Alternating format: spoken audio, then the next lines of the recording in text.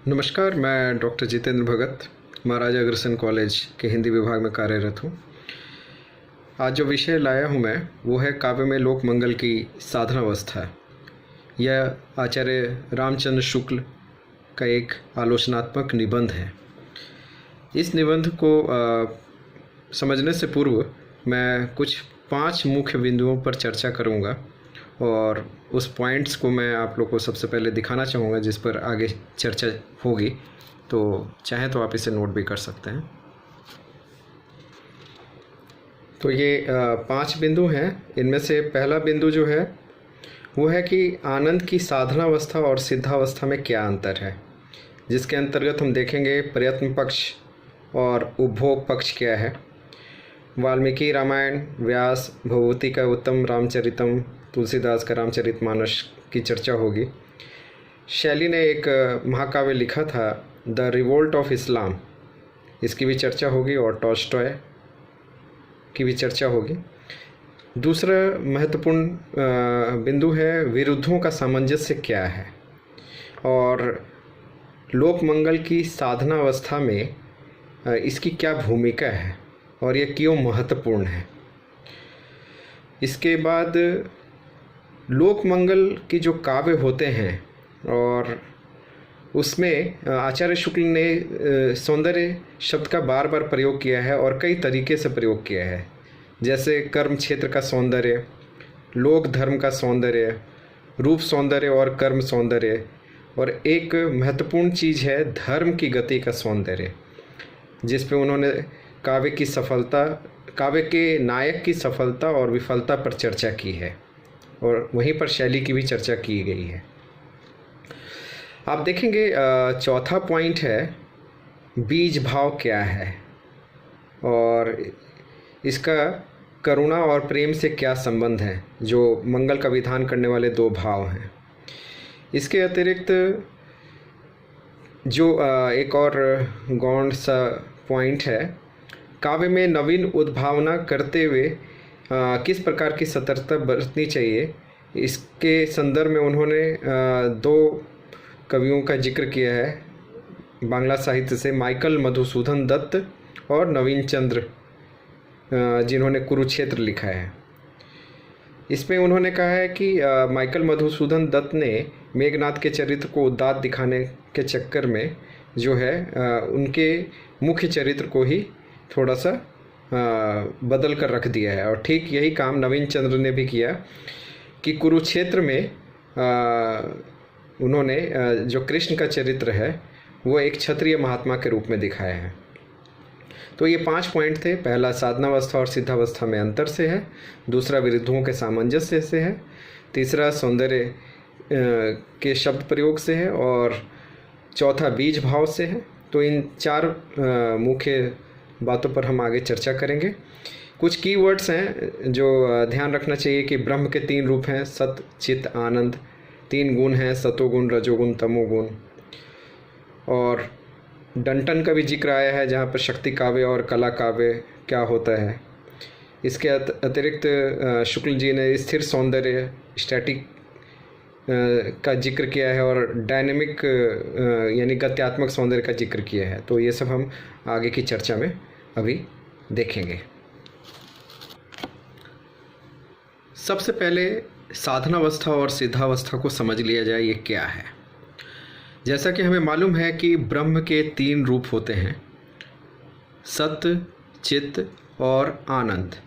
और आनंद की इसी अभिव्यक्ति की 2 अवस्था है, साधनावस्था और सिद्धावस्था। और यही आनंद जो है काव्य और भक्ति के मूल में होता है। इस आनंद का आविर्भाव और तिरोभाव होता रहता है, यह स्थिर नहीं रहता, सुख दुख की तरह आता जाता रहता है। तो इस प्रकार आनंद की अभिव्यक्ति की 2 अवस्था मानी गई, एक साधनावस्था और एक सिद्धावस्था। तो जो साधनावस्था है वह प्रयत्न पक्ष से जुड़ा हुआ है और जो सिद्धावस्था है वो उपभोग पक्ष से जुड़ा हुआ है। डंटन एक आलोचक हैं और इन्होंने दो तरह के काव्य का जिक्र किया है, एक शक्ति काव्य और दूसरा कला काव्य। आचार्य शुक्ल इस शक्ति काव्य को ही साधनावस्था के अंतर्गत मानते हैं और कला काव्य को सिद्धावस्था के अंतर्गत। आचार्य शुक्ल आनंद की सिद्धावस्था के स्थान पर आनंद की साधनावस्था को सर्वाधिक महत्व देते हैं, यानी वे उपभोग पक्ष के स्थान पर प्रयत्न पक्ष को अधिक महत्व देते हैं। डंटन ने जिसे कला काव्य कहा था और शुक्ल जी ने जिसे सिद्धावस्था के अंतर्गत रखा था, यह कहकर शुक्ल जी कला को कोई हीनता बोध के साथ नहीं देखते। वह यह कहने से नहीं चूकते कि चाहे साधनावस्था का काव्य हो चाहे सिद्धावस्था का, दोनों में कला की दृष्टि अनिवार्य है। कला में चूक का मतलब साधारणीकरण में बाधा उत्पन्न होना, यानी कि रस की पूर्ण अनुभूति नहीं होना।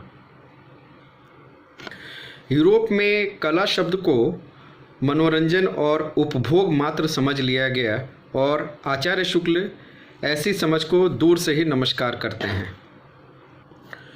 यहाँ पर टॉल्स्टॉय का भी जिक्र करना प्रासंगिक है कि टॉल्स्टॉय के समय में प्रेम भाव का जो प्रदर्शन था वह काव्य का उत्कर्ष माना जाता था, जबकि शुक्ल जी से एकांगी मानते हैं। दूसरी तरफ टॉल्स्टॉय के जो अनुयायी थे और उनकी रचनाओं में जो प्रयत्न पक्ष दिखता है वह अध्यात्म से प्रेरित है और इसलिए शुक्ल जी अध्यात्म को काव्य या कला के क्षेत्र में अनावश्यक मानते हैं। आचार्य शुक्ल ने अपने निबंध में आनंद की साधनावस्था के जो काव्य है उसकी एक छोटी सी सूची भी दी है। रामायण, महाभारत, रघुवंश, शिशुपाल वध, किरातार्जुनीय, रामचरितमानस, पद्मावत का उत्तरार्ध, हमीर रासो, पृथ्वीराज रासो, भूषण का काव्य, आल्हा का काव्य। भूषण पर चर्चा करते हुए कहते हैं कि वे आनंद की साधनावस्था के कवि हैं और वे परिस्थिति के भीतर सौंदर्य का साक्षात्कार करते हैं।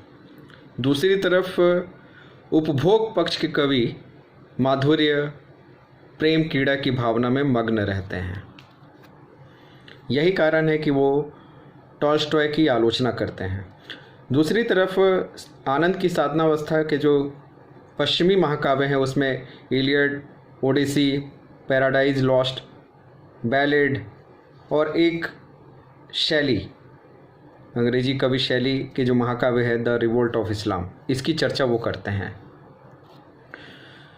यह पूरा निबंध आनंद की साधनावस्था के महत्व को ही प्रतिपादित करता है, तो इसका करीब 60% हिस्सा इसी को दिया गया है।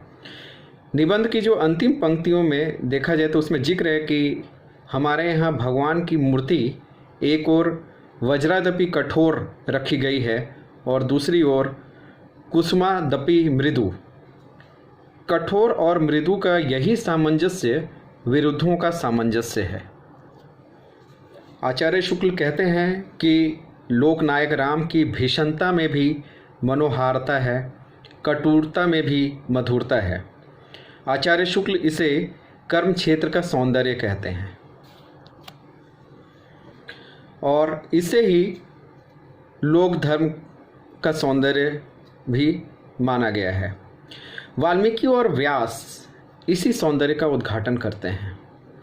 यहाँ अधर्म का नाश होता है और धर्म का जय होता है, धर्म की विजय होती है। वाल्मीकि और व्यास ने धर्म की गति का सौंदर्य दिखाया, उनके नायक सफल हुए, पर महत्व सफलता असफलता का नहीं है, धर्म की गति की है और गति में आदि से अंत तक सौंदर्य होता है। शुक्ल जी इसकी चर्चा करते हैं। गति की विफलता में भी कुछ कवि सौंदर्य तलाश लेते हैं। यहाँ पर आचार्य शुक्ल ने अंग्रेजी कवि शैली का जिक्र किया है। इनके महाकाव्य द रिवोल्ट ऑफ इस्लाम का जो अंत है वह विफलता में होता है। हर एक महाकाव्य में मंगल अमंगल का द्वंद्व दिखाया जाता है। तो एक सच्चा कवि मंगल अमंगल के द्वंद्व में यदि मंगल शक्ति को सफल दिखाता है तो शुक्ल जी के अनुसार इसमें कोई अस्वाभाविकता नहीं है। बस शर्त यह है कि जो बीच का विधान है वो ठीक हो। राम और कृष्ण मंगल शक्ति के रूप हैं। इनमें रूप सौंदर्य और कर्म सौंदर्य का मेल है। शैली ने भी अपने काव्य में दोनों का मेल किया है, जैसे वाल्मीकि और व्यास ने भी किया है। दूसरी तरफ जो मैंने पहले भी जिक्र किया था कि माइकल मधुसूदन दत्त और नवीन चंद्र ने क्रमशः मेघनाद और कृष्ण के पारंपरिक चरित्र चित्रण में फेरबदल किया। आचार्य शुक्ल नवीनता के इस फिजूल आग्रह को गड़बड़ मचाना कहते हैं। उनके अनुसार नवीन उद्भावना के लिए पुराने आदर्शों को विकृत या खंडित नहीं करनी चाहिए। तो इस प्रकार अब तक हमने 3 मुख्य बिंदुओं पर चर्चा कर ली। साधनावस्था और सिद्धावस्था में क्या अंतर है और किसका महत्व अधिक है, और विरुद्धों का जो सामंजस्य है वो क्या है। जो कर्म क्षेत्र के सौंदर्य में जो कोमल और कठोर है, मधुर और तीक्ष्ण है, दोनों का सामंजस्य जरूरी है। तीसरा जो हमने कर्म क्षेत्र के सौंदर्य को भी समझा। और अब जो है चौथा अंतिम और महत्वपूर्ण जो बिंदु है वो है बीज भाव। जैसा कि शुक्ल जी कहते हैं कि प्रबंध काव्य के प्रधान पात्र में एक बीज भाव होता है। इसी बीज भाव की प्रेरणा से एक घटना चक्र चलता है और इस बीज भाव को स्थायी भाव और अंगी भाव से अलग समझना चाहिए। इस बीज भाव की खासियत क्या है? इसमें कोमल और मधुर, कठोर और तीक्ष्ण दोनों प्रकार के भाव रहते हैं, जबकि स्थायी भाव या अंगी भाव में इस तरह की बात नहीं होती। ऐसे बीज भाव से युक्त पात्रों की अनुभूति के साथ पाठकों की अनुभूति जुड़ जाती है और तब रस की पूर्ण अनुभूति होती है। कहने का अर्थ ये है कि बीज भाव जितना व्यापक होगा, भाव उतना ही सुंदर होगा।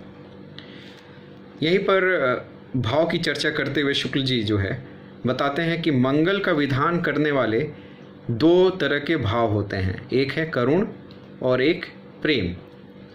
करुणा से रक्षा का भाव प्रकट होता है और प्रेम से मनोरंजन का भाव प्रकट होता है।